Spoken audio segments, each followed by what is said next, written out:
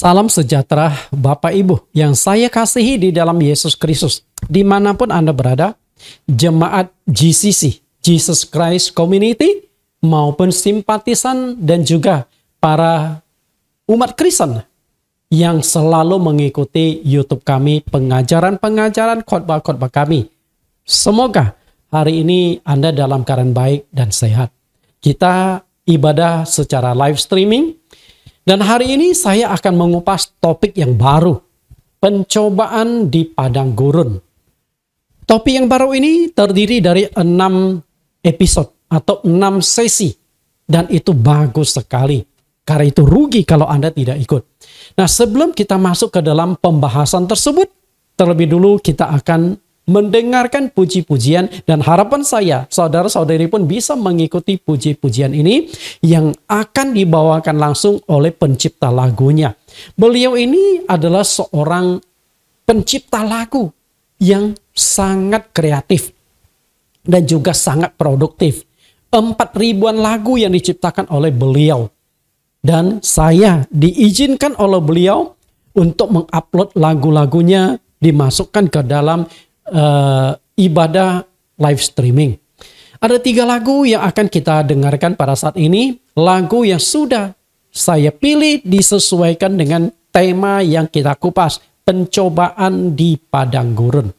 Lagu pertama, segala kuasa ada di tangan Tuhan. Orang mungkin bertanya, kenapa Yesus masih harus mengalami pencobaan? Bukankah dia itu adalah Allah? Tapi melalui kupasan tersebut kita akan melihat bagaimana Allah mengendalikan pencobaan tersebut. Bagaimana Allah berkuasa atas pencobaan tersebut. Lalu judul yang kedua, berjalan di atas gelombang. Tuhan Yesus mengajarkan bahwa pencobaan adalah sesuatu hal yang tidak bisa dihindari. Gelombang itu adalah ibarat masalah, kesulitan, pencobaan-pencobaan dari iblis. Dan karena Tuhan Yesus pernah dicobai, maka Tuhan Yesus juga memberikan cara menghadapi pencobaan kepada kita. Tuhan selalu punya cara. Itulah 3 lagu yang akan kita dengarkan. Mari kita nikmati lagu-lagu yang penuh inspirasi dan menguatkan iman, menguatkan jiwa rohani kita. Mari Pak Pendeta Jonathan, kami persilakan.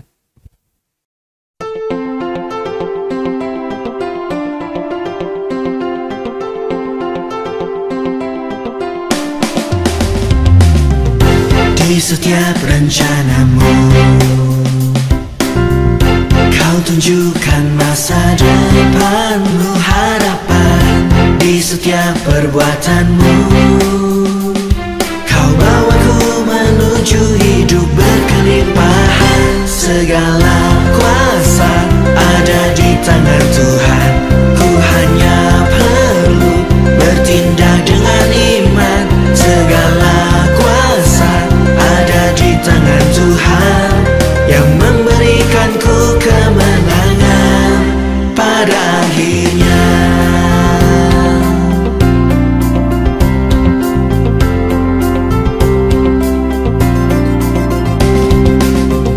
Di setiap rencanamu, kau tunjukkan masa depan penuh harapan. Di setiap perbuatanmu, kau bawaku menuju hidup berkelimpahan. Segala kuasa ada di tangan Tuhan.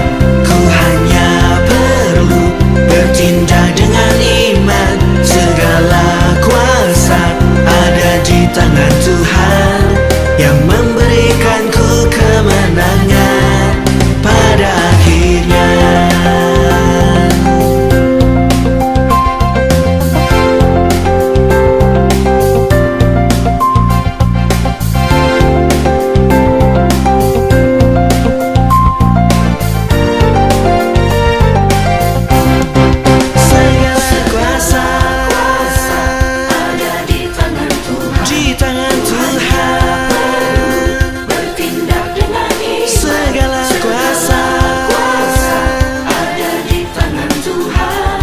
Yang memberikanku kemenangan pada akhirnya.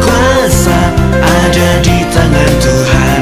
Ku hanya perlu bertindak dengan iman. Segala kuasa ada di tangan Tuhan yang memberikanku kemenangan pada akhirnya. Pada akhirnya.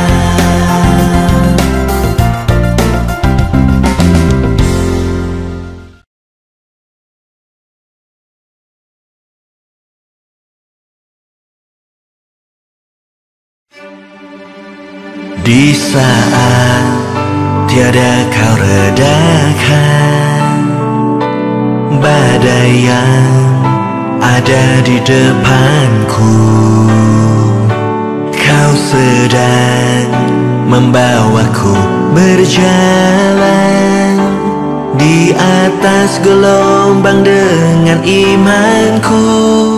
Setiap pencobaan yang aku alami takkan melampaui kekuatan yang kau beri, dan penderitaan sementara ini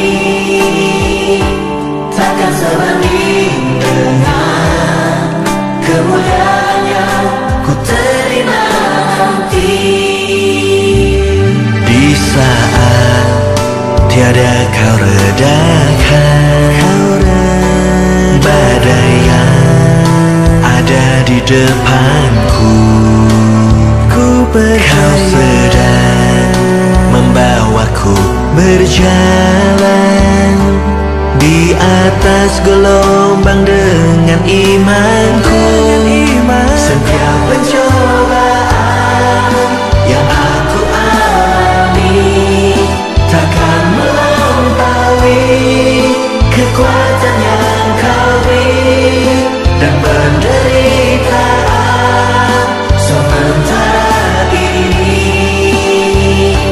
takkan sebanding dengan kemuliaan yang ku terima nanti.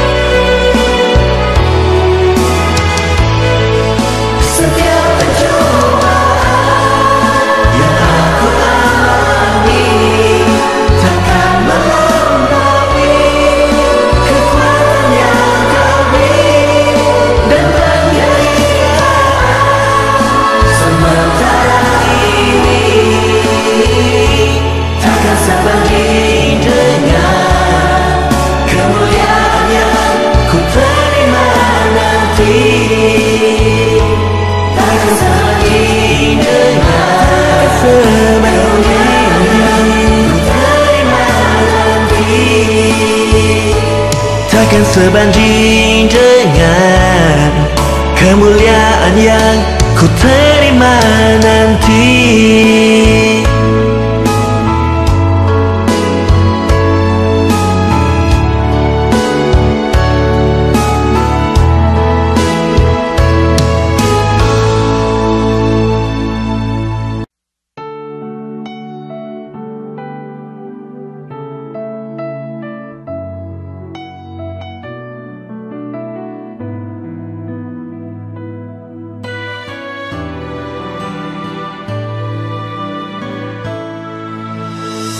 Selalu punya cara untuk menjagaku, senantiasa ada di dalam rencanamu Tuhan. Kau selalu punya cara untuk mengubah keburukan agar menjadi hal baik bagiku. Bila gunung di hadapanku tak jua berpindah, kau berikanku kekuatan untuk mendakinya. Ku lakukan yang terbaik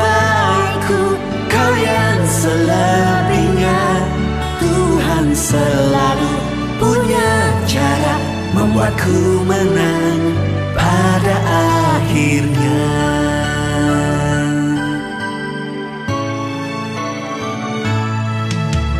Kau selalu punya cara untuk menjagaku, senantiasa ada di dalam rencanamu Tuhan. Kau selalu punya cara untuk mengubah keburukan agar menjadi hal baik bagiku. Bila gunung di hadapanku tak jua berpindah, kau berikanku kekuatan untuk mendakinya. Ku lakukan yang terbaikku, kau yang selebihnya. Tuhan selalu punya cara membuatku menang pada akhirnya. Bila gunung di hadapanku tak jua berpindah, kau berikanku kekuatan untuk mendakinya. Ku lakukan yang terbaikku, kau yang selebihnya. Tuhan selalu punya cara membuatku menang pada akhirnya. Tuhan selalu punya cara membuatku menang pada akhirnya.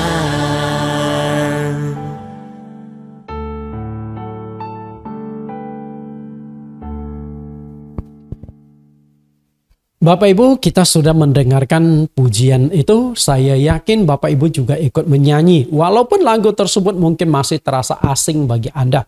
Kita akan mendengarkan firman Tuhan. Mari kita akan berdoa. Mohon Tuhan Yesus pimpin kita. Di dalam nama Tuhan Yesus kami berdoa.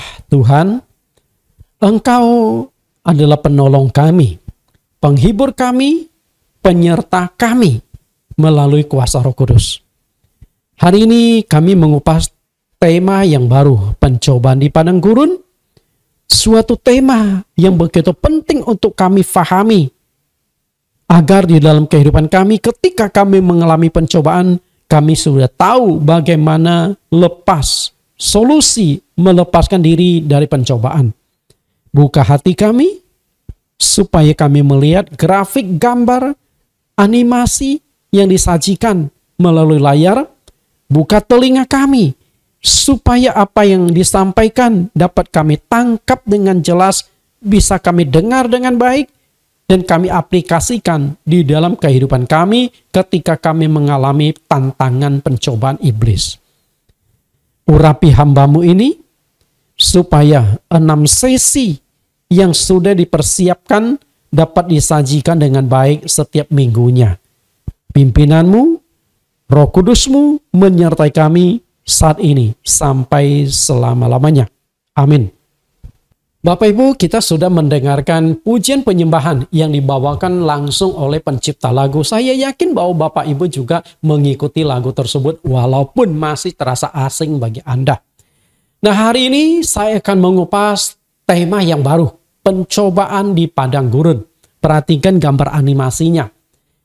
Yesus dengan iblis main poncoh. Siapa yang lebih kuat? Siapa yang akan memenangkan pertarungan tersebut? Walaupun ini hanya sekedar gambar animasi, tentu wajah ini juga bukan wajah Yesus yang asli. Wajah Yesus yang sebenarnya tidak ada yang tahu. Ini hanya sebagai karikatur, sebagai satu gambar animasi untuk memperjelas khotbah yang saya bawakan. Hari ini topik yang baru, pencobaan di padang gurun. Saya kupas dari salah satu buku yang saya tulis. Saya banyak menulis buku, tapi tidak semua buku itu sudah diterbitkan. Ada buku-buku yang diterbitkan di Andi Offset, di tempat-tempat penerbit yang lain, dan dijual juga di toko-toko buku Gramedia. Tapi belakangan saya sudah tidak begitu banyak menulis, karena saya melihat bahwa menulis buku sudah tidak begitu zamannya lagi. Orang lebih tertarik dengar, melihat, di YouTube lah, berita-berita lewat internet lah. Sehingga buku ini menjadi sesuatu yang berharga di zaman dulunya. Kita lihat, inilah buku yang saya tulis dengan judul Rahasia di Balik Pencobaan. Nah, ini cover bukunya. Nah, perhatikan Bapak Ibu, cover bukunya ada gambar seorang wanita kayaknya ya, dengan satu mata dibuka, satu mata ditutup. Memang yang desain cover ini memberitahukan kepada saya. Waktu saya tanya, Pak, kenapa satu mata buka, satu mata tutup? Nah, itulah Pak Nathan misterinya. Itulah rahasianya. Karena itu Anda penasaran dengan buku ini? Mari ikuti rahasianya, kupasannya. Karena ada 6 episode, 6 sesi yang sangat-sangat menarik. Nah, buku ini, inilah halaman belakangnya. Ada beberapa komentator yang saya minta menanggapi buku yang saya tulis ini, dan salah satu yang menanggapinya itu adalah mantan dosen saya, yaitu Pendeta Samuel Petty, profesor. Beliau adalah seorang profesor. Waktu saya menulis buku ini, kebetulan saat itu saya sedang mengambil kuliah di S2 STT Satya Wacana Salatiga. Nah, waktu saya tulis, saya sharing-sharing dengan profesor tersebut. Saya minta komentar beliau. Maka di sini ada tulisan dari Profesor Dr. Profesor Samuel Petty, PhD.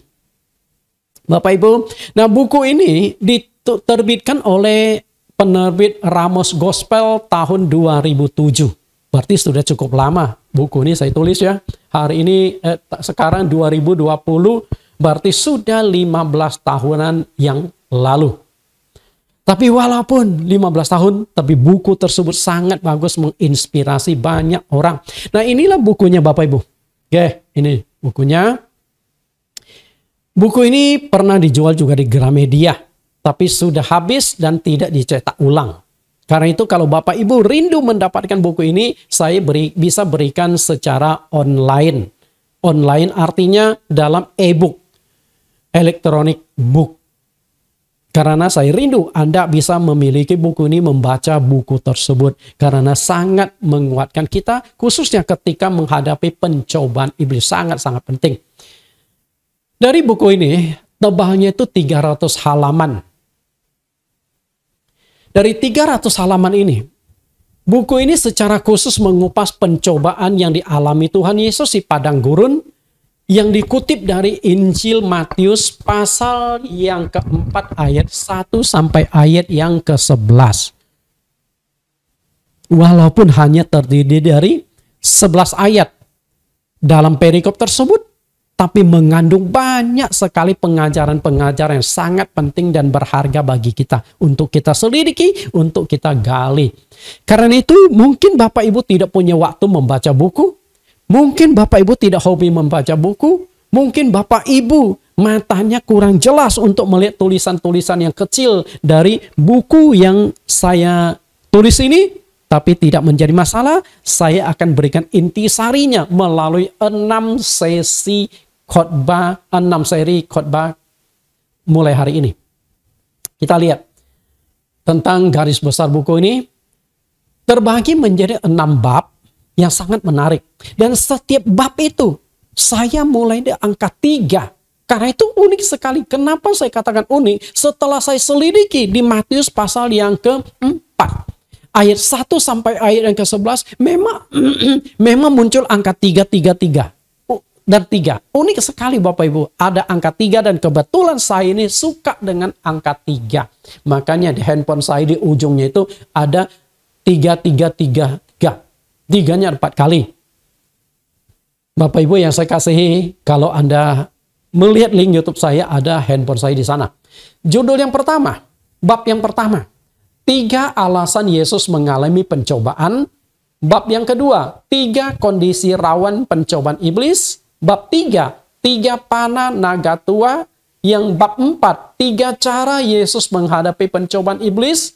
Bab yang kelima, 3 peringatan dalam pencobaan.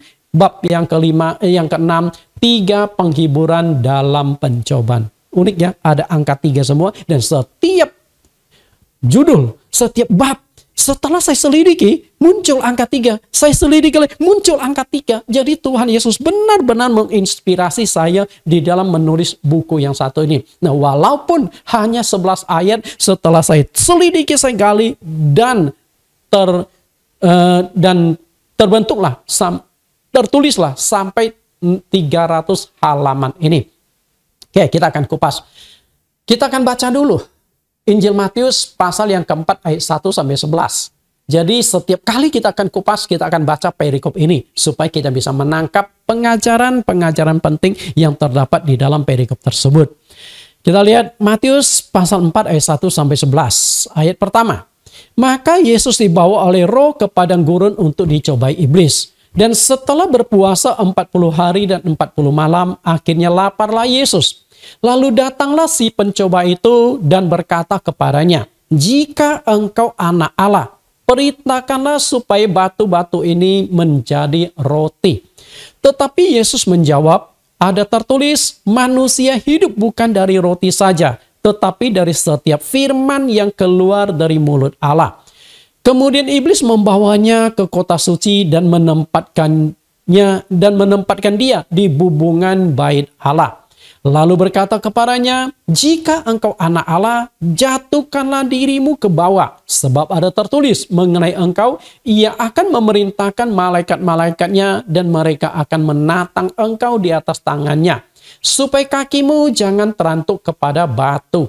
Yesus berkata kepadanya, "Ada pula tertulis, janganlah engkau mencobai Tuhan Allahmu." Dan iblis membawanya pula ke atas gunung yang sangat tinggi dan memperlihatkan kepadanya semua kerajaan dunia dengan kemegahannya.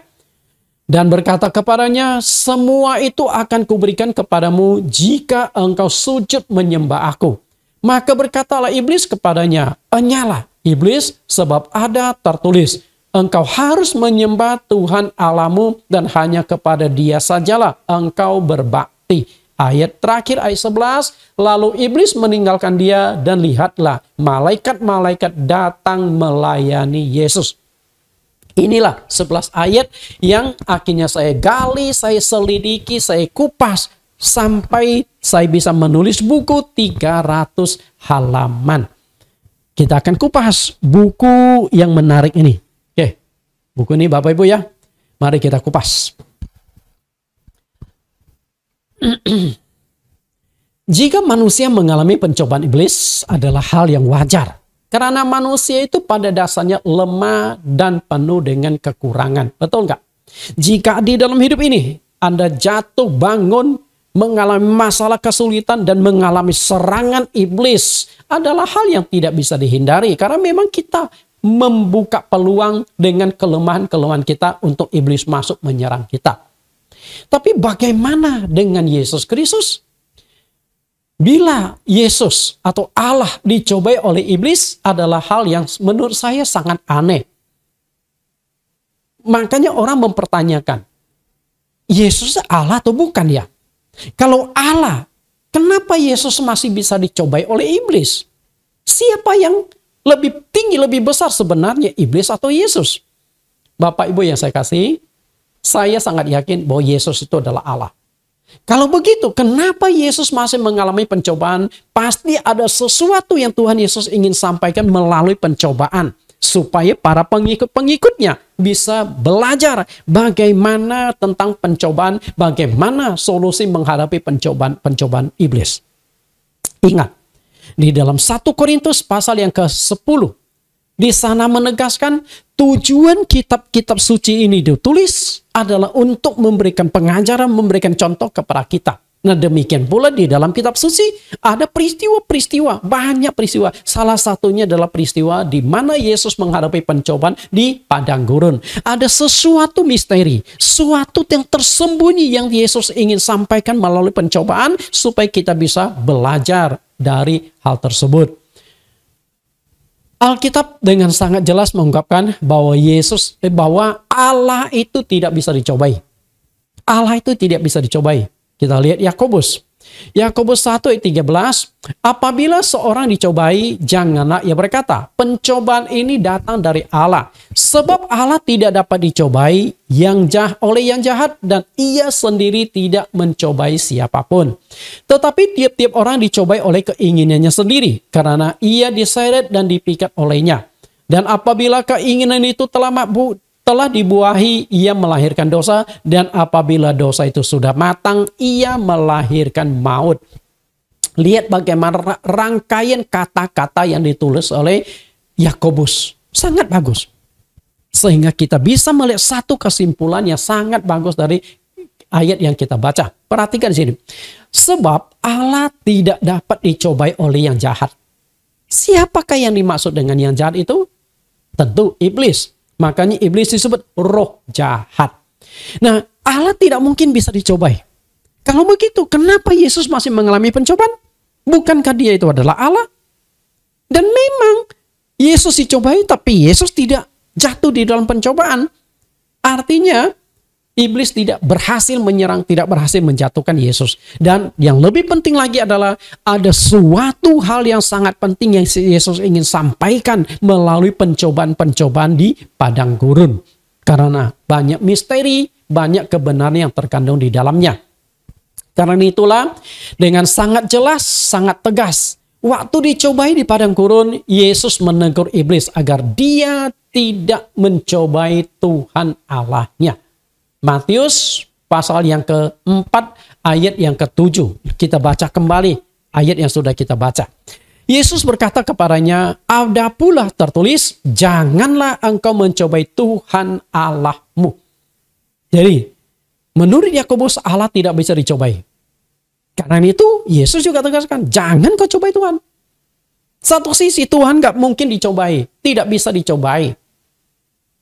Karena itu, kalau Yesus dicobai, pasti ada sesuatu hal penting yang ingin Tuhan Yesus sampaikan. Satu pertanyaan yang harus kita selidiki dan temukan jawabannya adalah ketika membaca Matius pasal 4 ayat 1 sampai ayat 11 adalah mengapa Yesus masih bisa dicobai oleh iblis? Bukankah Yesus Kristus itu adalah Allah? Dan bukankah iblis juga takluk di bawah kuasa Tuhan Yesus? Kalau kita baca di dalam Injil Matius, Markus, Lukas, Yohanes, kita bisa melihat bagaimana Yesus berulang kali menghardik iblis, mengusir iblis, dan menaklukkan iblis. Nah, saya akan kutip beberapa ayat menunjukkan bahwa iblis itu ada di bawah kuasa Yesus. Nah, kalau iblis ada di bawah kuasa Yesus, jelas iblis nggak mungkin mencoba Yesus dan tidak boleh mencoba Yesus. Nah, kalau Yesus masih menghadapi pencobaan, pasti ada sesuatu misteri yang perlu kita gali bersama. Nah, inilah saya kupas di buku yang saya tulis. Matius 4 ayat 10, maka berkatalah Yesus kepadanya, enyalah iblis, sebab ada tertulis, engkau harus menyembah Tuhan Allahmu dan hanya kepada Dia sajalah engkau berbakti. Jadi waktu di padang gurun pun Yesus sudah tunjukkan otoritasnya atas setan. Enyalah setan. Artinya Yesus bisa usir setan. Bisa tanggap nggak? Nah, kalau Yesus bisa diusir setan, level mana yang lebih tinggi? Bisa tangkap? Hanya level yang lebih tinggi yang bisa mengusir yang level lebih rendah. Bukan sebaliknya, iblis mengusir Yesus. Udah, jangan ngaku saya. Enggak, justru Yesus yang usir setan. Oke? Dan bagaimana setelah iblis itu diusir oleh Tuhan Yesus? Lihat ayat 11. Dan iblis meninggalkan dia, dan lihatlah malaikat-malaikat datang melayani dia. Jadi setelah Yesus 3 kali dicobai oleh iblis, Yesus kesal juga sama iblis. Enyah, setan. Jangan di sini. Dan setan itu takut juga dia. Keder juga dia. Akhirnya kabur meninggalkan Tuhan. Perhatikan baik-baik. Meninggalkan Tuhan. Bukan berarti setan langsung kalah. Setan menyerah.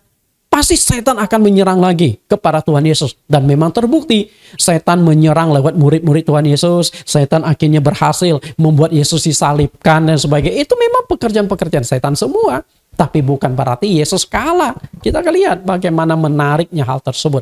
Lalu kita lihat ayat yang lain. Bahwa setan itu memang takluk kepada Yesus.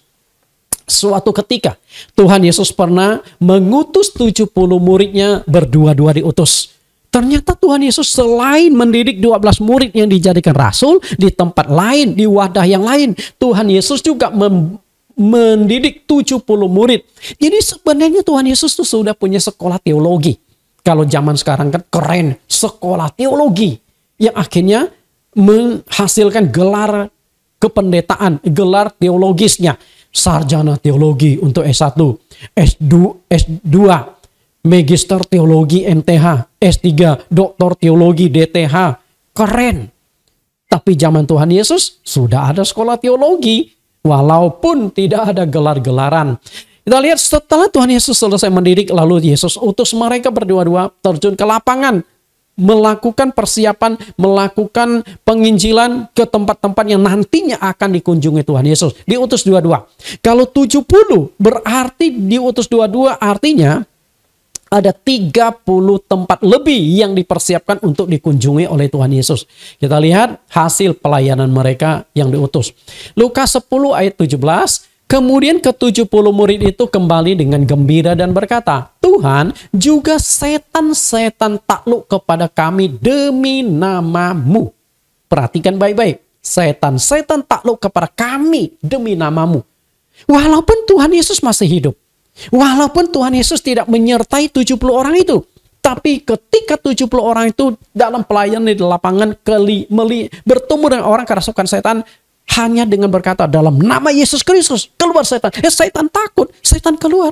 Padahal Yesus itu tidak secara fisik tidak hadir bersama dengan mereka. Artinya apa? Yesus punya kuasa menaklukkan setan-setan. Nah kalau Yesus punya kuasa di atas setan, mungkinkah setan mencoba Yesus? Jelas nggak mungkin. Nah, kalau Yesus masih menghadapi pencobaan, pasti ada suatu misteri yang ingin disampaikan kepada kita. Lihat ayat 18. Lalu kata Yesus kepada mereka, aku melihat iblis jatuh seperti kilat dari langit. Sudah jatuh, sudah dikalahkan si iblisnya itu. Dan iblis, mereka juga sadar bahwa waktu penghakiman akhir, iblis juga akan mengalami siksaan dari Allah. Siksaan di api neraka. Karena itu sebenarnya tinggal tunggu waktunya saja mereka mengalami siksaan tersebut. Hanya waktunya belum sampai. Lalu siapa yang akan menyiksa mereka? Ternyata yang akan menyiksa setan di akhir zaman itu adalah Yesus juga. Kita lihat Matius 8 ayat 28-29. Setibanya di seberang, yaitu di daerah orang Gadara, datanglah dari pekuburan 2 orang kerasukan setan menemui Yesus. Mereka sangat berbahaya, sehingga tidak seorang pun yang berani melalui jalan itu. Dan mereka pun berteriak, katanya, apa urusanmu dengan kami, hai anak Allah? Adakah engkau kemari untuk menyiksa kami sebelum waktunya? Perhatikan kalimat ini. Menyiksa kami sebelum waktunya. Jadi setan yang ada di dalam tubuh orang yang kerasukan itu, yang bicara dengan Yesus, bukan orangnya itu. Nah iblis yang berkata itu berkata, apakah engkau datang menyiksa kami sebelum waktunya? Jadi iblis sudah tahu bahwa mereka tuh tinggal tunggu waktu akan disiksa oleh Tuhan. Kapan? Akhir zaman. Dan yang akan menyiksa mereka itu juga Tuhan Yesus. Jadi mereka takluk kepada setan. Kepada Tuhan Yesus. Oke, kita lihat. Kalau Yesus itu lebih tinggi dari setan. Kalau Yesus itu adalah Allah. Lalu kenapa Yesus masih mengalami pencobaan iblis? Saya akan berikan 3 alasan kenapa Yesus mengalami pencobaan dari buku yang saya tulis ini. Kembali lagi Bapak Ibu. Di dalam buku ini ada 3 alasan Yesus mengalami pencobaan. Apa saja alasannya? Kita lihat. Telah direbut oleh pertama. Untuk merebut kembali otoritas manusia yang telah direbut oleh iblis. Yang kedua, untuk memberitahukan bahwa manusia tidak akan bisa terlepas dari pencobaan iblis di dalam hidupnya. Pasti terjadi. Lalu yang ketiga, untuk memberitahukan manusia cara menghadapi pencobaan iblis. Itulah isi dari bab yang pertama. Menarik kan? Kita akan kupas rahasia-rahasia yang terkandung di dalam perikop waktu Yesus dicobai di padang gurun. Kita bahas yang pertama.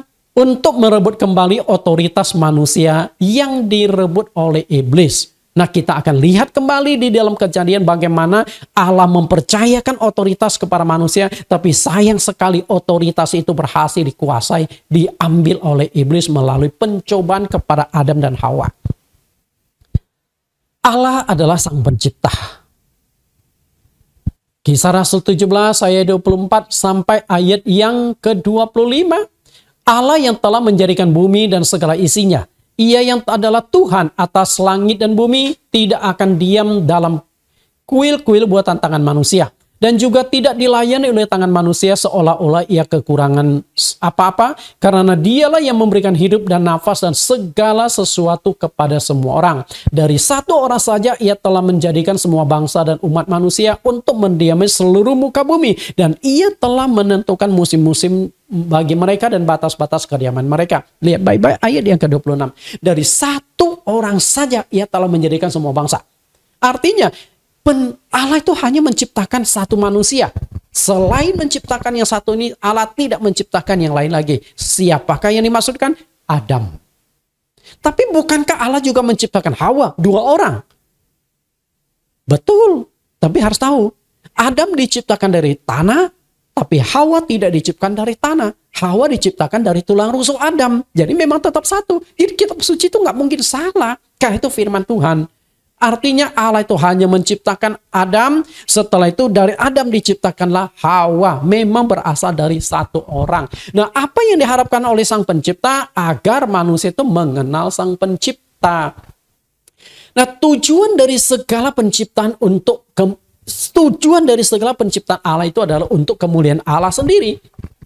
Karena itulah Paulus katakan, dari Allah, oleh Allah, untuk Allah. Betul gak? Kita lihat Yesaya 43 ayat 7. Semua orang yang kusebutkan dengan namaku, yang kuciptakan untuk kemuliaanku, yang kubentuk dan yang juga kujadikan. Jelas nggak di sini Bapak Ibu?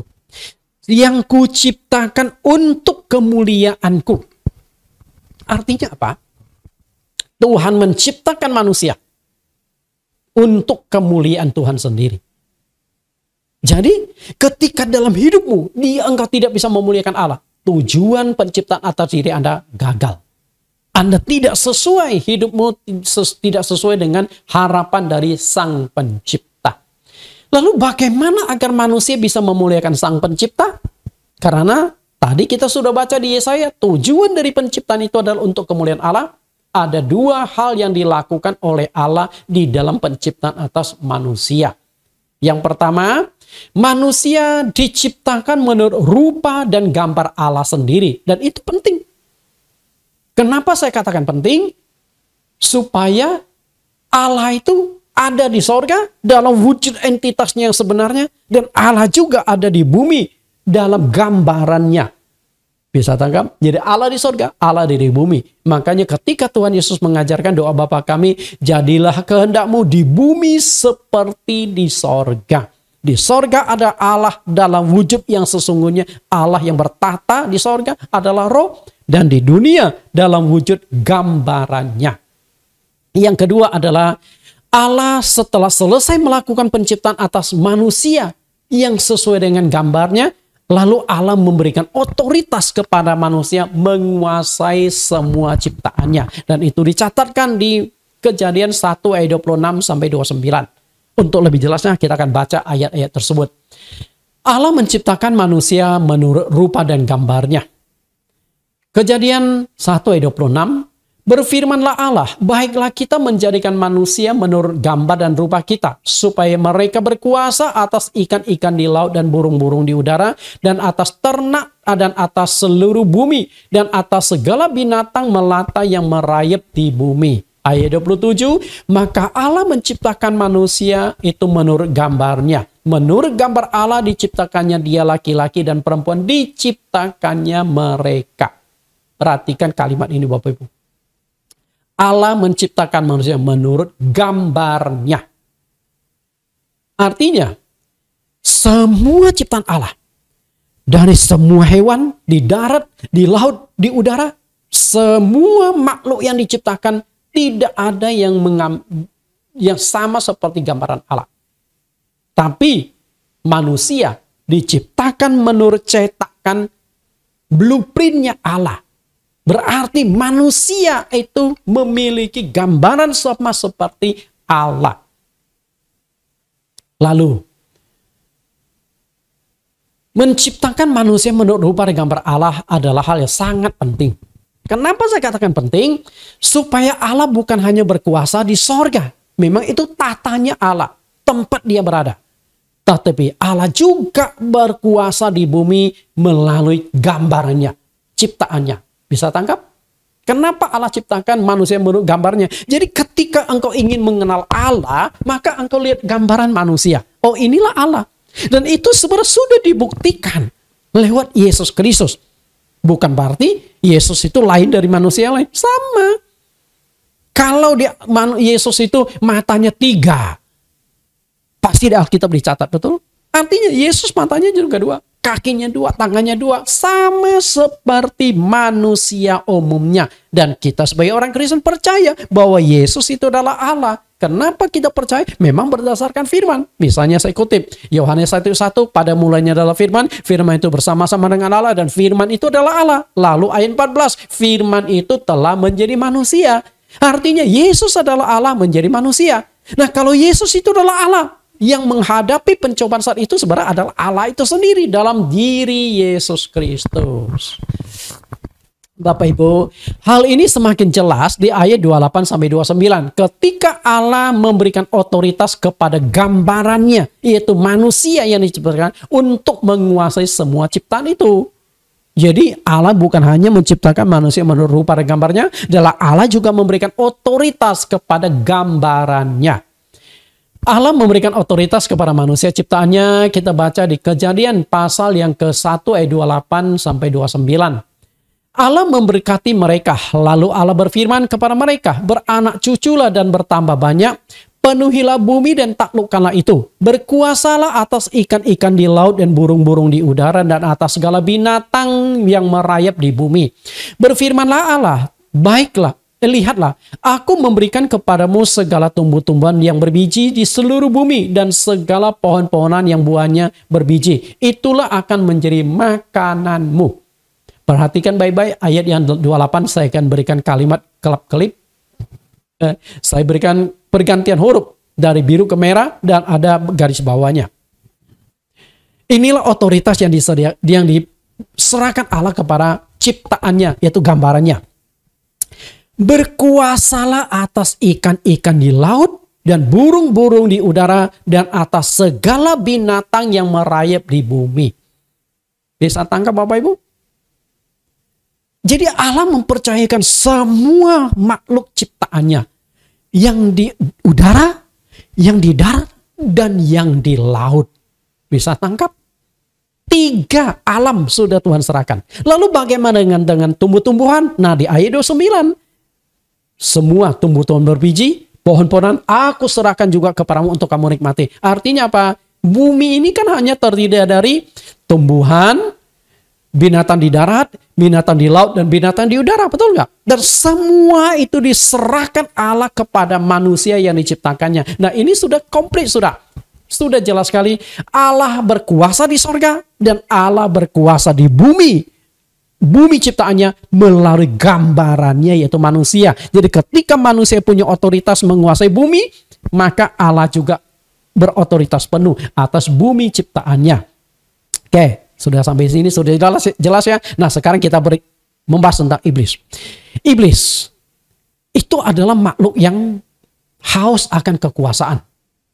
Iblis itu tidak pernah puas. Karena itulah iblis ingin lakukan kudeta di sorga. Di Wahyu pasal 12 ayat 7-9, Yehezkiel 28 ayat 1 sampai ayat 17, itu menceritakan bagaimana iblis itu jatuh. Jadi Allah itu sebenarnya tidak pernah menciptakan iblis. Yang diciptakan itu malaikat.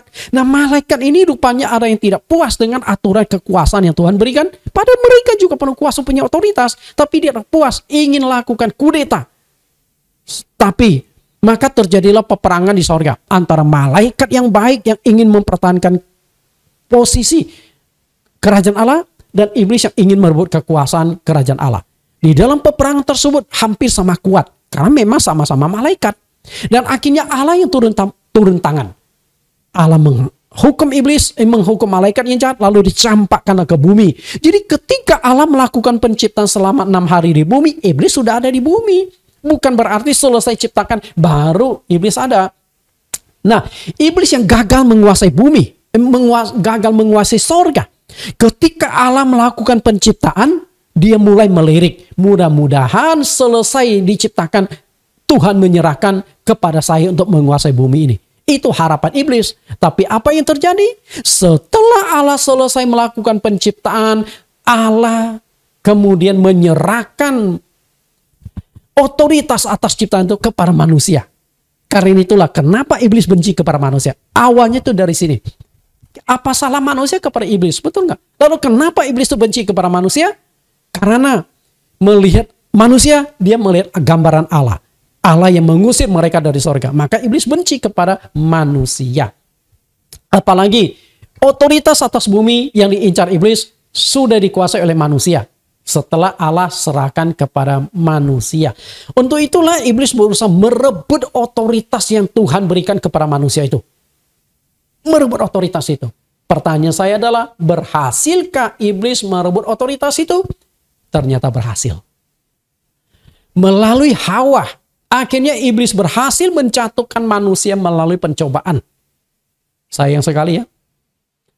Melalui pencobaan, akhirnya iblis berhasil menguasai bumi. Karena itulah sejak Adam dan Hawa jatuh dalam pencobaan, sebenarnya bumi itu sudah dikuasai oleh iblis. Jadi jangan kaget. Bumi itu sudah dikuasai oleh iblis. Sejak manusia jatuh dalam dosa. Maka kalau bumi itu rusak dan sebagainya, banyak orang jahat dan sebagainya, itu memang pekerjaan-pekerjaan setan, kroco-kroconya, kawan-kawannya setan.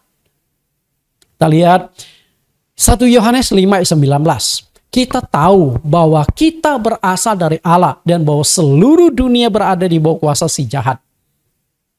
Apakah Rasul Yohanes itu asal ngomong saja tanpa fakta? Jelas sekali Yohanes mengatakan bahwa seluruh bumi ini, seluruh dunia ini ada di bawah kuasa si jahat. Ternyata bumi ini bukan di bawah kuasa Allah, tapi di bawah kuasa si jahat. Kenapa demikian? Karena kuasa otoritas atas bumi yang awalnya diserahkan kepada manusia, berkuasalah atas ikan-ikan di laut, burung-burung di udara, dan atas semua binatang yang meraih bumi, berhasil iblis dapatkan ketika Adam dan Hawa kalah dalam pencobaan. Nah, apakah Yohanes ini asal ngomong? Tidak. Dari semua murid Tuhan Yesus yang paling banyak mengerti dunia roh, sehingga dia bisa menulis kitab Wahyu adalah Rasul Yohanes. Karena itu Yohanes nggak asal ngomong, tapi di dalam dunia roh dia bisa melihat bagaimana kuasa-kuasa bumi ini sudah dikuasai oleh setan. Makanya Paulus juga dalam dunia roh, dia juga pernah mengungkapkan di Efesus pasal 6. Karena perlawanan kita bukan melawan darah dan daging, tetapi melawan roh-roh jahat di udara, melawan pemerintah-pemerintah, menguasa penghulu-penghulu yang jahat ini. Jadi bumi ini, di angkasa ini, banyak setan menguasai bumi yang kita huni ini. Kalau dia berkuasa, nah kita ini yang jadi masalah, betul? Hal itu dipertegas dan diklaim iblis di depan Yesus pada waktu pencobaan di padang gurun. Nah, kita kupas kembali ayatnya, bagaimana perkataan setan kepada Yesus. Pencobaan Yesus di padang gurun dicatatkan di beberapa bagian dalam Injil. Ada di Matius pasal 4 dan juga Lukas pasal yang keempat. Nah, yang saya kutip ini adalah di Lukas pasal yang keempat ini. Ayat 5. Kemudian ia membawa Yesus ke suatu tempat yang tinggi dan dalam sekejap mata ia memperlihatkan kepadanya semua kerajaan dunia. Kata iblis kepadanya, segala kuasa itu serta kemuliaannya akan kuberikan kepadamu, sebab semuanya telah diserahkan kepadaku dan aku memberikannya kepada siapa saja yang kukehendaki. Bapak Ibu perhatikan kalimat ini, perhatikan baik-baik perkataan setan. Semuanya itu telah diserahkan kepadaku. Apakah setan itu hanya menggertak? Apakah setan itu hanya asal ngomong? Perhatikan. Apakah setan ini hanya omong kosong? Saya katakan tidak. Apa yang diungkapkan oleh setan itu adalah satu fakta. Bahwa setan itu memang menguasai bumi ciptaan Tuhan. Sejak kapan itu diserahkan? Sejak Adam dan Hawa jatuh dalam dosa. Oke, sejak Adam dan Hawa jatuh dalam dosa, bumi sudah dikuasai oleh setan. Otoritas yang dipegang Hawa Adam sudah berpindah tangan kepada setan. Dan ketika iblis mengatakan demikian, Tuhan Yesus juga tidak menyangka. Karena apa? Karena Tuhan Yesus tahu persis bahwa memang otoritas atas bumi ini sudah dipegang oleh si setan. Kalau tidak, Yesus pasti akan komplain. Enak aja lu, ngaku-ngaku. Ini kan punya, kalau konteks antara Yesus dengan Bapa, ini kan Bapak gua punya. Atau ini kan milikku, ciptaanku. Tapi kenapa Yesus tidak komplain? Apakah iblis bisa membohongi Yesus dan berkata, oh semua itu diserahkan kepadaku? Padahal tidak mungkin. Iblis tidak mungkin membohongi Yesus. Dan Yesus pasti tahu, betulkah semua itu sudah diserahkan ke tangan setan? Dan itu memang fakta, sudah di tangan setan. Nah, dari sini kita harus tangkap dulu satu kesimpulan kecil. Dunia dikuasai oleh setan sejak Adam dan Hawa jatuh dalam dosa. Yang menjadi persoalannya adalah bagaimana merebut kembali bumi yang sudah dikuasai oleh setan. Itu intinya. Betul nggak? Bumi sudah dikuasai oleh setan. Lalu bagaimana cara merebut kembali bumi yang sudah dikuasai oleh setan ini? Ibarat seperti dalam pertandingan tinju atau boxing. Perhatikan Bapak Ibu gambar ini. Orang lagi main boxing. Saya di Indonesia ada beberapa orang yang membawa nama Indonesia. Badannya kecil. Namanya Ellis Pickle, kenal dengan satu petinju yang badannya kecil. Namanya Ellis Pickle. Mungkin kalau generasi-generasi dulu pernah dengar lah. Ya, Ellis Pickle. Dia orang Kristen juga. Tapi sayang sekali. Belakang saya dapat informasi dia tuh jadi tukang satpam di sebuah pabrik. Kenapa? Karena dulu-dulu kurang dihargai para olahragawan itu. Nah, belakangan baru pemerintah mulai melirik. Kenapa mereka yang membawa nama Indonesia, membawa jasa untuk bangsa Indonesia, mengharumkan nama bangsa, tapi diabaikan? Maka sekarang atlet-atlet itu kaya raya karena pemerintah menghargai mereka. Nah, setelah itu mungkin Anda kenal juga satu yang namanya Chris John. Oke, ini orang Semarang nih. Oke, nah ini lihat piala dia, kemenangan dia. Tapi apakah Chris John setiap kali bertanding itu pasti menang? Memang banyak kemenangan yang diperoleh Chris John. Tapi beberapa kali dia mengalami kekalahan juga. Padahal dia sudah dapat sebutan dragon, si naga. Itu adalah gambaran kekuatan. Kita lihat, ini salah satu peristiwa di mana Chris John itu kalah. Siapa yang memenangkan pertandingan itu? Juara dunia bulu versi WBA Chris the Dragon John yang sebelumnya memiliki rekor tak terkalahkan. Perhatikan, gelar tak terkalahkan untuk versi WBA kelas bulu. Ternyata dapat ditundukkan oleh juara dunia kelas bulu versi IBO. Asal Afrika Selatan, namanya Simpiwe Fetyeka. Susah amat namanya, Simpiwe Fetyeka. Dalam partai unifikasi yang berlangsung di Metro City, Perth, Australia pada hari Jumat 6 Desember 2013. Kenapa saya sajikan ini? Begini loh Bapak Ibu. Ketika Kristen yang tak terkalahkan memegang sabuk kejuaraan. Indonesia. Berarti sabuk kejuaraan itu ada di Indonesia. Versi bulu WBA dipegang Indonesia dari seluruh dunia. Bangga nggak? Bangga. Artinya sabuk kejuaraan ada di negara Indonesia. Kalau negara lain ingin mengambil sabuk kejuaraan itu, maka mereka harus melawan Kristen. Kalau mereka menang melawan Kristen, maka piala ataupun sabuk kejuaraan akan pindah ke negara yang menang melawan Kristen. Bisa tangkap di sini? Ini hanya ilustrasi saja. Dan akhirnya memang Kristen kalah. Dengan sendirinya sabuk kejuaraan berpindahlah ke negara mana? Ke negara Afrika Selatan. Karena setelah mengalahkan Kristen, maka sabuk kejuaraan kelas bulu versi WBA sudah pindah ke Afrika Selatan, ada di tangan Simpiwe Fetyeka. Bisa tangkap seperti itu? Lalu bagaimana agar sabuk kejuaraan kelas bulu versi WBA bisa balik ke Indonesia yang sudah sempat dipegang oleh Christian dalam waktu cukup lama? Satu-satunya cara adalah bertanding ulang. Bisa nangkap nggak Bapak Ibu? Supaya saya ambil ilustrasi boxing ini, Anda bisa nangkap. Satu-satunya adalah Chris John harus bertanding ulang dengan Simpiwe itu.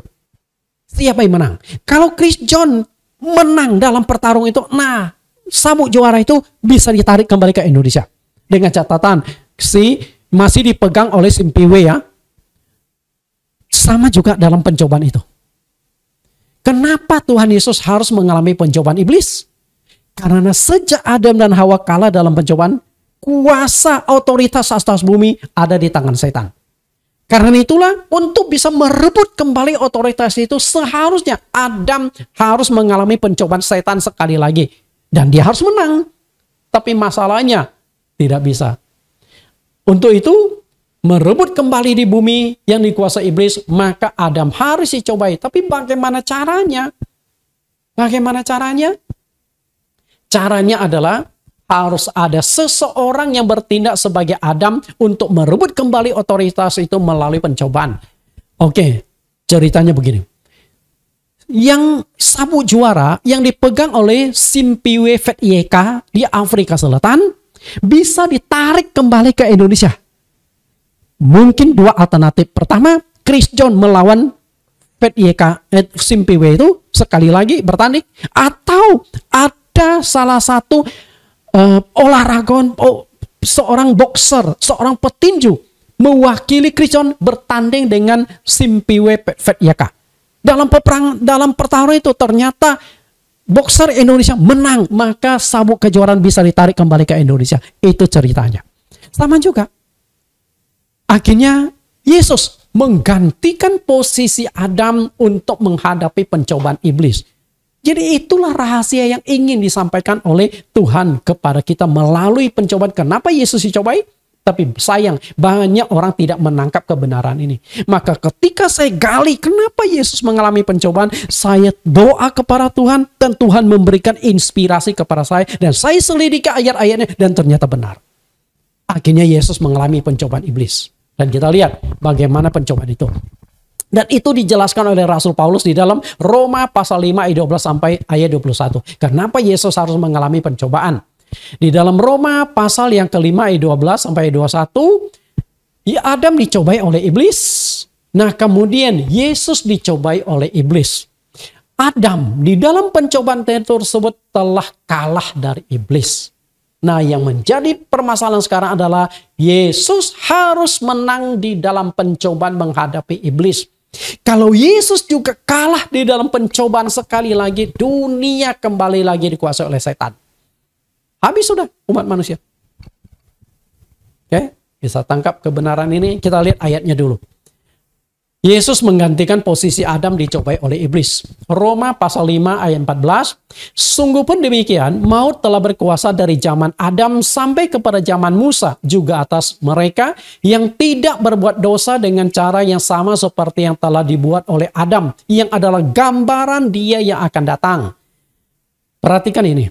Adam yang kalah nih dalam pencobaan. Tapi ada satu gambaran dari Adam yang akan datang. Yang dimaksudkan itu siapa? Yesus. Bisa tangkap? Maka di perikop tersebut Paulus membandingkan antara Adam dengan Yesus. Ayat 18.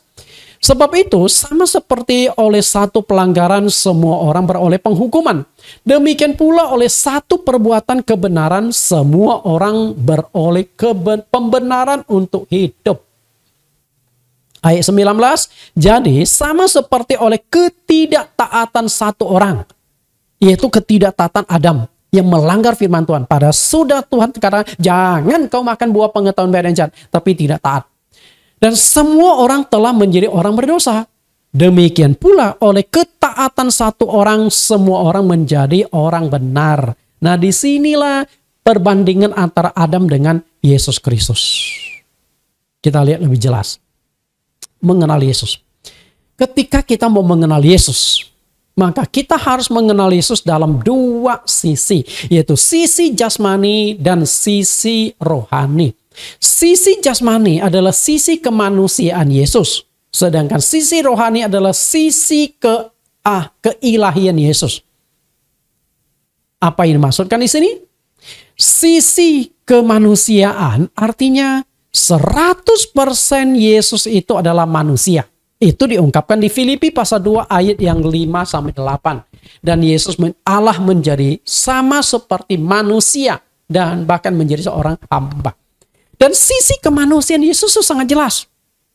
Yesus sama seperti kita, perlu makan, perlu minum, perlu tidur, perlu istirahat, perlu mandi. Dan bagaimana kita manusia, itulah Yesus. Itu sisi kemanusiaan. Dan sisi keilahian, Yesus Kristus itu adalah 100% Allah. Sebelum lahir ke dunia, di Yesaya 9:5-6 sudah disebut Allah, penasihat ajaib, Allah yang perkasa, Bapa yang kekal, Raja damai. Karena Yesus itu memang Allah. Roh Kudus masuk ke dalam rahim Maria, lahirlah Yesus Kristus. Jadi memang dia itu adalah Allah, bukan benih manusia. Bapak Ibu yang saya kasih. Nah, ketika Yesus mengalami pencobaan iblis, yang dicoba itu adalah sisi kemanusiaannya. Oke, sisi kemanusiaannya. Jadi bukan sisi keilahiannya. Karena kalau sisi keilahian jelas tidak mungkin. Karena iblis tidak mungkin mencobai Allah. Allah tidak mungkin dicobai yang jahat. Itu sudah ditegaskan oleh Yakobus. Jadi ketika Yesus dicobai, sisi kemanusiaan yang diserang oleh iblis, yang dicobai iblis. Jadi kita harus melakukan pemisahan dengan jelas. Bukti sisi kemanusiaan Yesus adalah setelah Yesus berpuasa 40 hari, Yesus merasa lapar. Kalau Yesus itu adalah Allah, mungkinkah Allah itu lapar? Jelas nggak mungkin. Nah, yang lapar itu adalah sisi kemanusiaan Yesus. Betul nggak? Jadi, kalau Anda baca di Matius pasal 4 ayat 1-11, ada permainan sisi kemanusiaan dan sisi keilahiannya Yesus. Jadi ketika Yesus berkata, nyala iblis. Nah, itu saat itu dia berperan sebagai Allah. Kemudian, manusia hidup bukan dari roti tapi firman Allah. Yesus berbicara tentang posisi sebagai Allah. Nah, demikian pula ketika Yesus berkata, engkau jangan mencobai Tuhan Allahmu. Itu juga perkataan Yesus posisi Allah menghardik setan, menegur setan. Nah, demikian pula ketika Tuhan berkata, engkau harus menyembah kepada Allah dan Tuhanmu, hanya kepada Dia saja engkau berbakti. Nah, Yesus berbicara tentang sisi keilahiannya. Bisa nangkap? Jadi harus bisa bedakan dengan jelas kedua bagian itu. Mengapa waktu Yesus dicobai di padang gurun, yang dicobai adalah sisi kemanusiaan Yesus? Karena dari sisi roh atau Allah jelas tidak mungkin iblis bisa mencobai Yesus. Selain itu, tadi kan saya sudah katakan, Yesus itu menggantikan posisi Adam untuk dicobai. Maka yang dicobai adalah sisi kemanusiaan itu. Dan ini membuktikan dalam sisi kemanusiaan Yesus bahwa manusia bisa menang melawan pencobaan iblis. Dan Yesus ingin buktikan itu. Adam kalah sebagai manusia, tapi saya sebagai manusia akan menang dalam pencobaan itu. Itu penegasan Tuhan Yesus. Lihat perbandingan Adam dan Kristus. Adam yang pertama, sedangkan Yesus adalah Adam yang akan datang. Lihat lengkap ayat-ayatnya ya. Adam adalah nenek moyang manusia secara jasmani atau kelahiran jasmani. Karena itu memang kelahiran. Sedangkan nenek moyang manusia secara rohani yaitu kelahiran secara rohani. Yesus lahir bukan dari benih manusia, tapi dari Roh Kudus. Adam berbuat dosa mengakibatkan semua keturunannya ikut berdosa. Yesus Kristus dibenarkan, maka semua orang yang percaya kepadanya ikut dibenarkan. Perhatikan perbandingannya ya. Yang keempat. Ketidaktaatan satu orang, yaitu Adam, menyebabkan semua orang berdosa. Nah, ketaatan satu orang, yaitu Yesus Kristus, menyebabkan semua orang dibenarkan. Yang kelima, dosa Adam menyebabkan kematian tubuh jasmani. Sedangkan kematian Yesus Kristus memberikan kehidupan tubuh rohani. Yang keenam, Adam mendatangkan maut, Kristus mendatangkan kebangkitan dan kehidupan yang kekal. Nah, dari perbandingan tersebut, Anda semestinya sudah bisa tangkap Yesus mengambil posisi sebagai Adam dicobai iblis. Adam kalah dalam pencobaan yang menyebabkan semua manusia kehilangan kemuliaan dan otoritas atas dunia ciptaan Allah. Sedangkan Kristus harus menang dalam pencobaan di padang gurun untuk merebut kembali otoritas atas dunia yang ada di tangan iblis. Jadi, bagian satu, kenapa Yesus harus mengalami pencobaan, mestinya sudah jelas. Apakah Kristus Yesus berhasil mengalahkan iblis dan merebut kembali otoritas manusia yang hilang itu? Berhasil nggak? Saya katakan berhasil. Kita lihat bagaimana keberhasilan itu. Yesus berhasil menang atas pencobaan. Di padang gurun, Yesus berhasil menang atas pencobaan. Artinya, mestinya saat itu dunia ditarik kembali oleh Yesus. Maka tidak heran, dalam nama Yesus ada kuasa untuk taklukkan setan. Betul nggak? Setelah Yesus menang di dalam pencobaan di padang gurun, artinya otoritas atas dunia berhasil ditarik kembali oleh Yesus. Maka ketika pemberitaan Injil, murid-murid Yesus punya kuasa untuk usir setan. Kalau tidak, nggak ada kuasa itu. Nama Yesus belum ada kuasa untuk usir setan. Bisa tangkap? Tapi karena Yesus sudah ambil kembali otoritas itu, menaklukkan setan, maka setan bisa ditaklukkan dalam nama Yesus. Dan kemenangan itu Yesus sempurnakan setelah Yesus mati di atas kayu salib, bangkit dari kematian. Karena Yesus harus mati untuk mengalahkan maut yang berkuasa, yang dikuasai oleh setan. Karena setan mengendalikan maut. Dan begitu Yesus mati bangkit, maut tidak berkuasa lagi, maka sempurnalah kemenangan Yesus atas iblis. Dan Yesus tegaskan di Matius 28 ayat 18. Yesus mendekati mereka dan berkata, "Kepadaku telah diberikan segala kuasa di sorga dan di bumi." Nampak baik-baik. Tangkap baik-baik. Yesus bukan hanya berkuasa di bumi, tapi Yesus berkuasa di sorga. Di bumi dia berkuasa, di sorga dia berkuasa. Jelas sudah seperti doa yang diajarkan Tuhan Yesus. Jadilah kehendakmu di bumi seperti di sorga. Nah, kalau Yesus berkuasa di bumi dan juga berkuasa di sorga, masih nggak percaya Yesus itu adalah Allah? Masih nggak percaya Yesus sebagai juru selamat? Masih mau menyembah Tuhan yang lain? Masih tidak mau bersandar kepada Yesus untuk mengalahkan setan? Sayang sekali. Berarti Anda tidak menangkap kebenaran yang sangat penting ini. Lalu yang kedua. Oke, kita kupas yang kedua. Yesus sudah menang atas pencobaan, oke? Untuk memberitahukan manusia tidak akan bisa terlepas dari pencobaan iblis.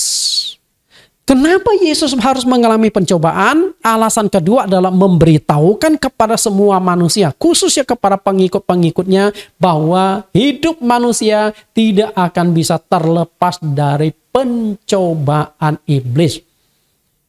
Kita mungkin bertanya, mengapa harus ada pencobaan? Mereka yang tidak percaya Yesus sering berkata, tidak percaya kepada Allah berkata, Allah itu tidak ada. Kalau Allah itu ada, kenapa masih ada penderitaan di dunia? Betul? Kenapa masih harus mengalami masalah, kesulitan, penderitaan? Bukankah Allah itu Maha Kuasa? Allah bisa hilangkan. Kalau betul setan yang menyebabkan penderitaan, setan bisa disingkirkan. Bapak Ibu yang saya kasihi, kita lihat mengapa harus ada pencobaan? Karena ada iblis di dunia. Betul nggak? Kalau dunia tidak ada iblis, mestinya tidak ada orang jahat. Karena semua kejahatan-kejahatan ada dalam pekerjaan setan. Dari generasi pertama, Kain membunuh adiknya. Kenapa Kain membunuh adiknya? Dia 1 Yohanes dikatakan karena Kain berasal dari si jahat. Jadi semua kejahatan itu memang pekerjaan setan. Maka setan disebut roh jahat. Karena memang tukang berbuat jahat. Lalu kenapa harus ada iblis di dunia? Karena ada pemberontakan di sorga. Jika tidak ada pemberontakan di sorga, maka tidak ada setan di dunia. Allah tidak mencampakkan malaikat yang berontak itu ke dunia sehingga menjadi setan. Bisa tangkap? Artinya ada pemberontakan. Lalu kenapa ada pemberontakan? Kenapa terjadi pemberontakan di sorga? Karena ada keinginan seperti yang dikatakan Yakobus 1 ayat 13-15. Jadi persoalan dari semuanya itu adalah keinginan. Dimulai dari keinginan. Kalau tidak ada keinginan, selesai. Jadi, mengerikan kata keinginan tersebut. Iblis ingin menguasai sorga. Iblis ingin kudeta Allah di sorga. Jadi keinginan. Jadi jangan beranggapan manusia yang punya keinginan. Setan juga punya keinginan. Ingin berkuasa. Kalau tidak ada keinginan, maka tidak ada pemberontakan di sorga. Dan ketika berbicara tentang keinginan, kita akan lihat Yakobus 1:13-15 ayat ini. Sudah kita baca, kita akan baca sekilas.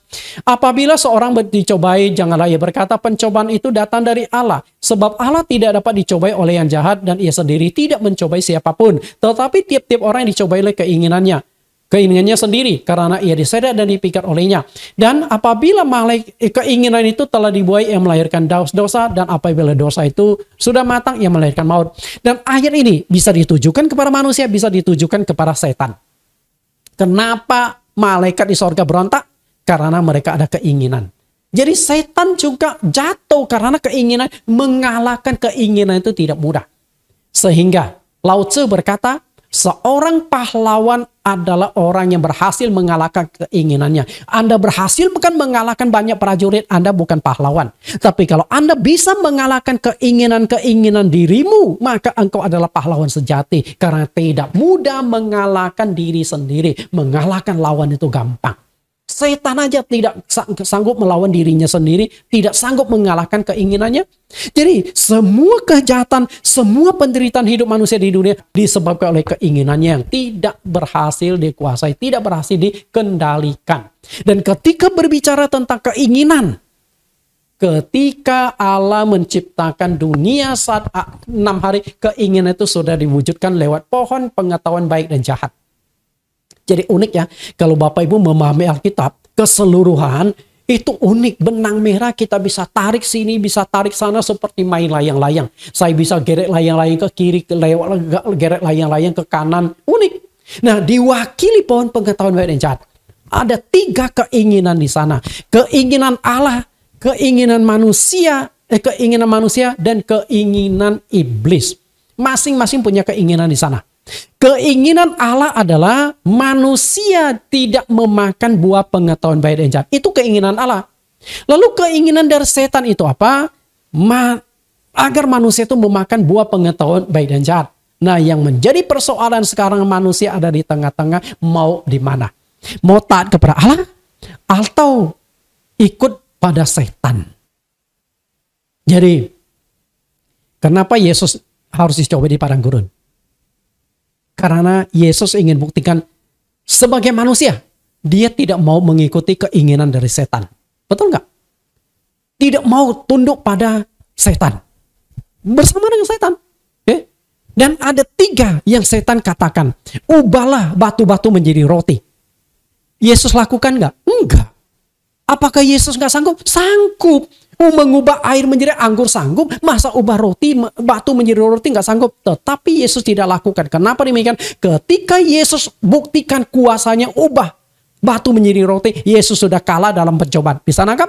Karena ada di bawah komando setan.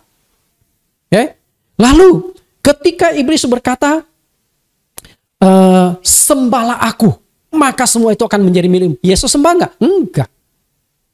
Artinya Yesus tidak tunduk pada setan. Tapi sayang Adam dan Hawa tunduk pada keinginan setan. Karena setan memang menghadapkan mereka makan buah pengetahuan baik dan jahat. Di sanalah permasalahannya. Jatuhnya nenek moyang manusia, terutama Hawa, juga disebabkan oleh karena kegagalan mereka menguasai keinginannya.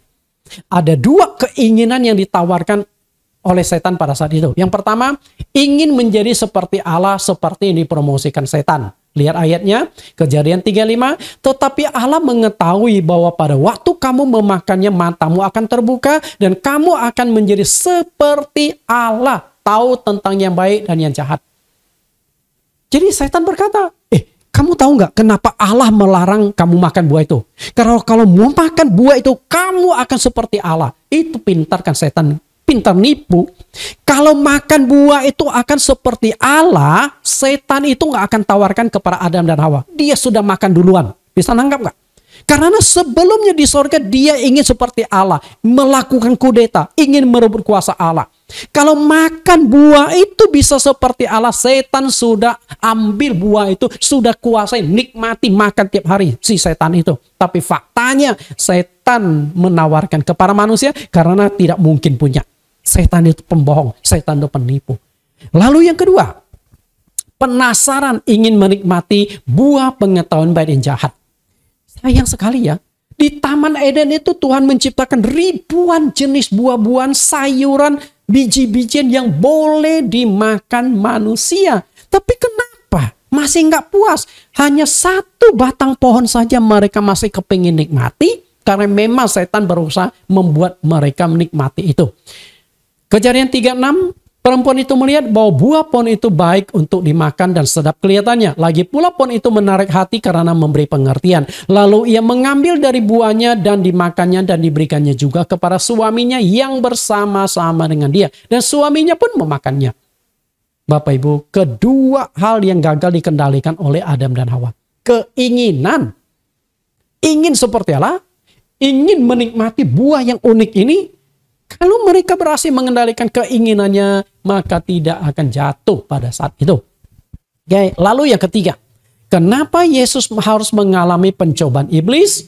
Untuk memberitahukan manusia cara menghadapi pencobaan iblis. Jadi kita sudah kupas dua bagian tadi. Kenapa Yesus harus mengalami pencobaan? Yang pertama, untuk merebut kembali otoritas bumi atas yang sudah hilang dari manusia. Lalu yang kedua, untuk memberitahukan manusia bahwa hidup ini tidak akan bisa terlepas dari pencobaan. Kenapa demikian? Karena ada keinginan di dalamnya. Kalau engkau tidak punya keinginan, maka tidak ada pencobaan. Kalau engkau punya keinginan, maka engkau akan alami pencobaan. Keinginan itu pasti tidak bisa hilang. Karena Allah tidak menciptakan robot. Robot itu nggak punya keinginan. Keinginan robot ya tergantung penciptanya. Program yang ditanamkan di dalam robot. Jika robot punya keinginannya sendiri, dia bisa berontak kepada penciptanya. Itu bisa kacau, bisa perang dunia ketiga. Betul? Karena ada negara tertentu yang menjadikan robot sebagai prajurit. Kalau begitu mengerikan. Robot prajurit liar sendiri. Nembak sini, nembak sana. Kacau betul. Robot tidak ada nyawa, tidak ada keinginan, tidak ada jiwa. Hanya program yang ditanamkan di dalam robot itu. Bapak Ibu.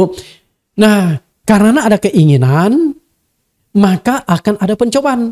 Dan Yesus itu baik. Lalu Yesus memberikan cara menghadapi pencobaan iblis. Kita lihat cara menghadapi pencobaan iblis.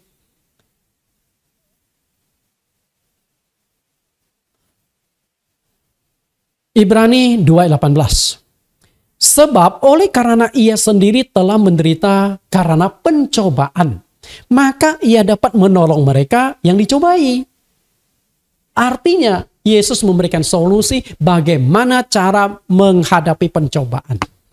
Memberikan cara itu termasuk adalah sebuah pertolongan.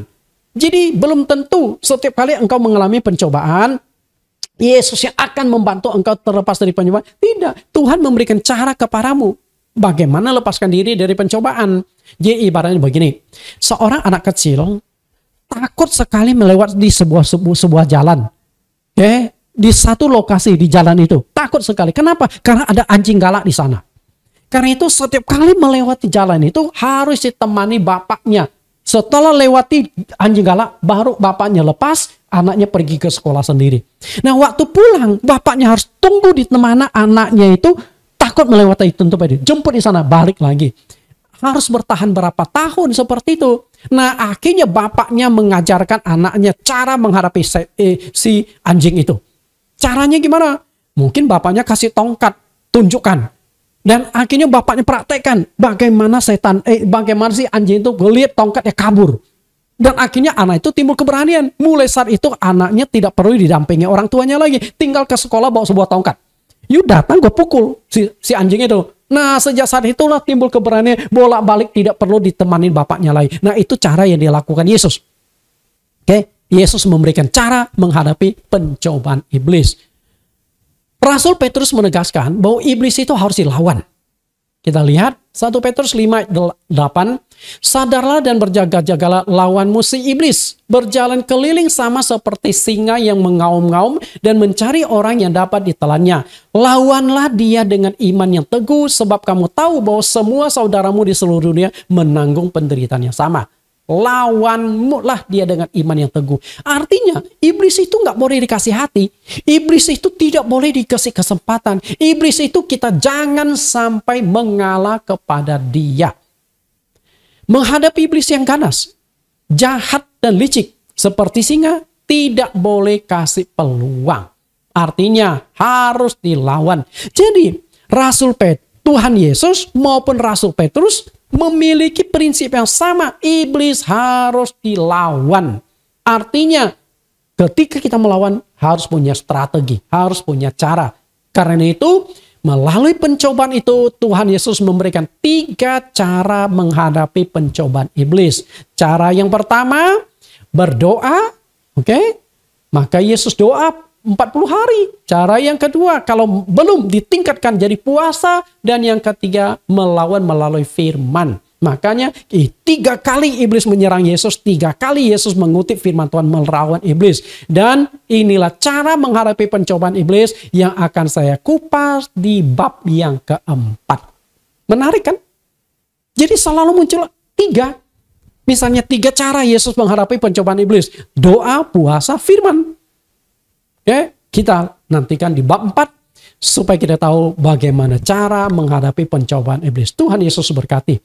Kita akan tundukkan kepala kita akan berdoa. Terima kasih Tuhan Yesus, Engkau sudah menyertai kami.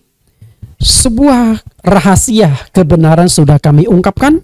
Kenapa Engkau harus dicobai di padang gurun? Ada 3 alasan. Untuk merebut kembali otoritas yang sudah dikuasai oleh setan ketika Adam kalah dalam pencobaan. Engkau mewakili Adam dicobai supaya engkau bisa merebut kembali otoritas itu dan engkau berhasil. Yang kedua, memberitahukan manusia bahwa hidup ini tidak akan bisa menghindari pencobaan.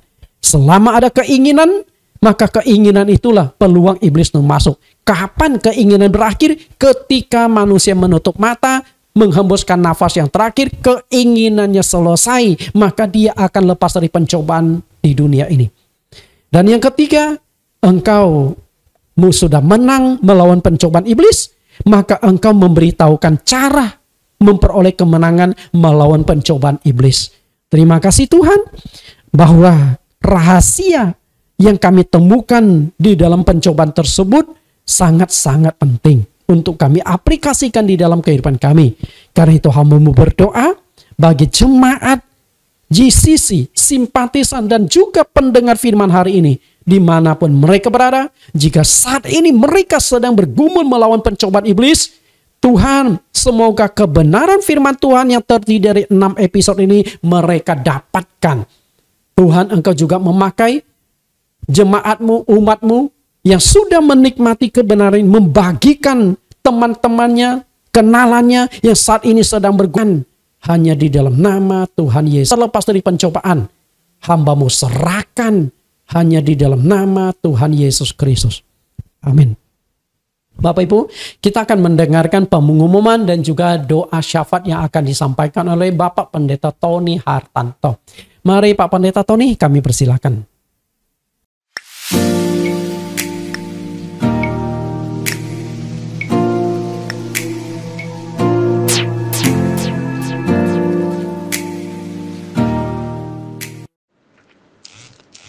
Shalom Bapak, Ibu, dan Saudara yang terkasih di dalam Tuhan. Salam damai sejahtera dan sukacita. Berbahagialah orang-orang yang datang di dalam nama Tuhan, yang kesukaannya adalah firman Tuhan, dan yang merenungkan firman itu siang dan malam. Sebab disitulah Tuhan memerintahkan berkat damai sejahtera dan sukacita ke dalam kehidupannya. Atas nama semua jemaat, pengurus dan simpatisan, mengucapkan terima kasih kepada Bapak Pendeta Nathan Jurnawan atas pelayanan firman Tuhannya hari ini. Kiranya Tuhan memberkati pelayanan Bapak semakin diberkati, penuh kuasa dan penuh mujizat. beserta seluruh keluarganya senantiasa dalam berkat dan dalam proteksi Tuhan Yesus Kristus. Sebelum kita masuk ke dalam pokok doa, marilah kita bersama-sama untuk mendengarkan beberapa pengumuman sebagai berikut. Pengumuman yang pertama, yaitu ibadah online gereja GCC diadakan 2 kali setiap minggunya. Yaitu ibadah saat yang pertama via Zoom jam 10 sampai jam 12. Ibadah yang kedua melalui live streaming yaitu jam 16 sampai jam 18. Diharapkan seluruh jemaat dan simpatisan GCC dapat beribadah bersama via online. Semoga dalam waktu 1 sampai 2 bulan ke depan kita sudah bisa buka ibadah di gedung. Yang kedua, karena suasana COVID-19 sudah mulai terkendali, maka GCC akan memulai ibadah offline atau tatap muka yang akan dimulai pada tanggal 5 Juni 2022 di Gedung 6 Center Kemayoran, lantai 4. Harap seluruh jemaat dan simpatisan dapat hadir ibadah perdana. Yang ketiga, dari bulan April, tema khotbah yang dikubas oleh Gembala GCC adalah Carilah Kerajaan Allah dan Kebenarannya. Tema khotbah dan pengajaran ini sudah selesai dikupas dalam 5 sesi. Bagi Bapak dan Ibu yang belum sempat menonton khotbah tersebut, dapat membukanya di link YouTube melalui Jesus Christ Community. Yang keempat, mulai minggu ini akan dikupas topik berseri yang baru dengan tema Pencobaan di Padang Gurun, terdiri dari 6 episode yang diambil dari buku karya Bapak Pendeta Nathan Jurnawan STH MSI. Yang kelima, Gereja GCC telah membuka pendaftaran baptisan air angkatan ke-23. Bagi Bapak dan Ibu yang ingin menerima baptisan yang alkitabiah, bisa mendaftarkan diri ke Ibu Pendeta Yemima dengan nomor HP 0813 1098 2245. Yang keenam, Bible Teaching Ministry akan mulai membuka kelas pengajaran Alkitab secara offline yang akan diadakan mulai bulan Juni setiap Jumat malam jam 18.30 di Gedung Kana atau Amuya Cafe, Jalan Angkasa. Bapak, Ibu, dan saudara-saudari yang saya kasihi, mari kita satukan hati untuk masuk ke dalam pokok doa untuk jemaat dan simpatisan yang sakit. Yang pertama, Bapak Pendeta Stefanus, ginjal dan stroke. Bapak Pendeta Handato sedang dalam pemulihan. Bapak Pendeta Tan Eliezer dalam pemulihan stroke. Yang kedua, penanganan COVID dan pelaksanaan vaksinasi dan booster di Indonesia. Tuhan Yesus, kami satukan hati berdoa, biarlah segala sesuatunya Engkau yang beracara, karena Engkaulah yang berdaulat. Sehingga vaksinasi dan booster berjalan dengan lancar, seturut dengan kehendak-Mu saja Tuhan. Yang ketiga, keamanan dan kedamaian di Indonesia. Para pejabat dari tingkat RT sampai presiden. Kami serahkan seluruh bumi Indonesia yang kami cintai ini ke dalam tangan kasih-Mu Tuhan. Dari Sabang sampai Merauke. Dari tingkat RT sampai presiden. Beserta seluruh jajarannya.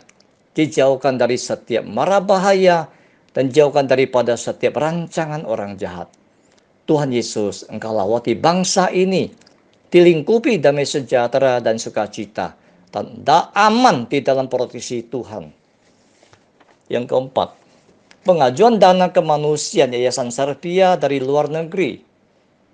Seluruh aktivitas Yayasan Servia dalam menjalankan setiap kegiatan apapun juga, kami memohon Tuhan Yesus, Engkau nyatakan kuasa-Mu, sehingga akan berjalan dengan lancar, dan dana dari luar negeri segera terwujud. Kami yakin dan percaya, tidak ada yang mustahil bagi Tuhan. Dan juga tidak ada yang mustahil bagi setiap orang yang percaya kepadamu Tuhan. Karena Tuhan Yesus adalah sumber berkat bagi setiap orang yang bersandar kepada Engkau Tuhan. Demikianlah permohonan pokok doa ini yang kami alaskan hanya di dalam nama Tuhan Yesus Kristus. Haleluya. Amin. Kita persilakan hambanya, yaitu Bapak Pendeta Nathan Jurnawan, untuk memberkati seluruh jemaatnya. Terima kasih. Tuhan Yesus memberkati. Bapak Ibu, kita sudah mendengarkan pengumuman dan juga doa syafaat. Kita akan akhiri ibadah kita. Mari angkat tangan saudara-saudari. Yesus Kristus melalui kuasa Roh Kudus akan memberkati saudara-saudari. Saudara-saudari akan dibuat naik, bukan turun. Dibuat kaya, bukan jatuh. Kuasa kasih karunia Tuhan Yesus akan melingkupimu, memberikan kekuatan, memberikan kesehatan, sukacita, dan damai sejahtera. Mulai saat ini sampai selama-lamanya.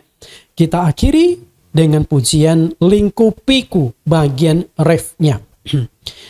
Di saat badai bergelora, ku akan terbang bersamamu. Kau Alfa Raja atas semesta, ku tenang sebab Kau saat badai bergelora. Di saat badai bergelora, ku akan terbang bersamamu.